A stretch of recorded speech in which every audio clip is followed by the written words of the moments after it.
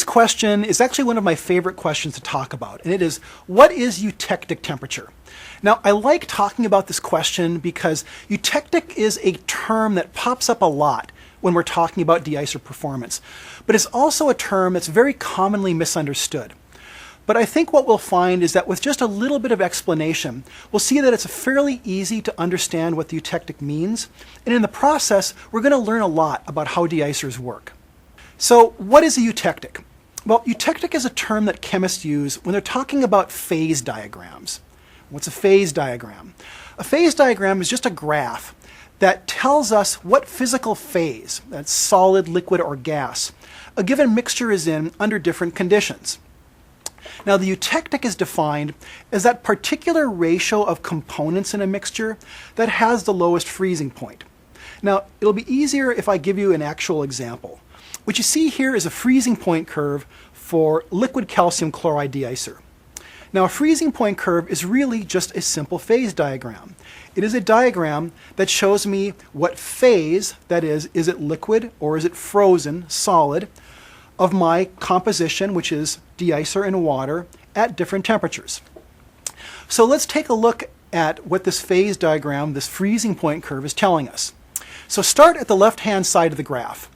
At the left-hand side of the graph, we've got 0% calcium chloride. We've got pure water. And of course, the freezing point of pure water is 32 degrees Fahrenheit. Now, as I move to the right on my graph, I am increasing the ratio of calcium chloride to water. I'm dissolving more and more calcium chloride in the brine. Note that as I do that, the freezing point of my brine steadily drops. All right, why is it doing that? Well, it's doing it because whenever we dissolve anything in water, in simple terms, you can think about it as that we are introducing foreign particles. We're introducing some new molecule that's different from the water molecule. And these foreign particles get in the way of the water molecules and prevent them from readily coming together and freezing. Now, that's a bit of an oversimplification in terms of the kind of sophisticated if I gave you the chemistry explanation, it'd be a little bit more complicated than that. But this gives you the gist of what's going on. So as we dissolve more and more calcium chloride in the brine, note that my freezing point drops and drops and drops, and then it bottoms out at 30% calcium chloride, and it won't go any lower. That is my eutectic. Again, the eutectic is defined as the ratio of components in my mixture that has the lowest freezing point. Now, why has it bottomed out? It's bottomed out because I cannot dissolve an infinite amount of calcium chloride in a glass of water. The water will only hold whatever it will hold, and at some point it's going to become saturated. So that's what has happened at the eutectic. The brine is now saturated with calcium chloride, and it won't hold anymore.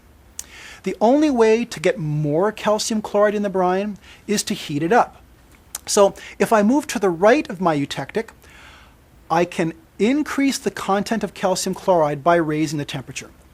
So if I go all the way to the right of my diagram, if I go to a very concentrated solution of calcium chloride at about, say, 42%, note that the freezing point of my brine now is pretty high. My freezing point is like 60 degrees Fahrenheit.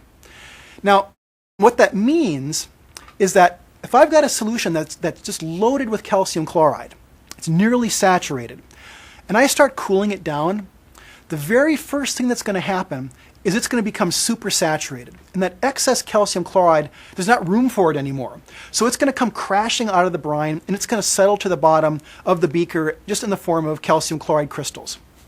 Now, we want to avoid that either way. We don't want to have either excess salt coming out, or we don't want to have ice crystals forming. So that's what my freezing point curve tells me. And again, this freezing point curve is basically a phase diagram. It's telling me which composition of my de-icer has the lowest freezing point.